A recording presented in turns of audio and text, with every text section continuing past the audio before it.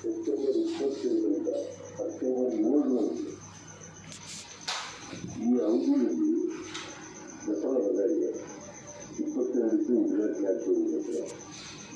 7 ತಾರೀಕು ಈ ಪ್ರಶ್ನೆಯಿಂದ ನಾವು ಕೊಡುವುದು ಅವರಿಗೆ ಬೇಕಾಗಿದೆ.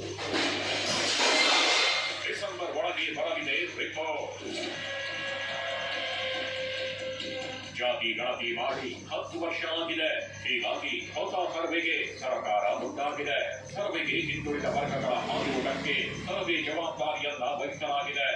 ಸಾಮಾಜಿಕ ನ್ಯಾಯ ಒದಗಿಸಿಕೊಡುವ ಕೆಲಸ ಆಗಬೇಕು.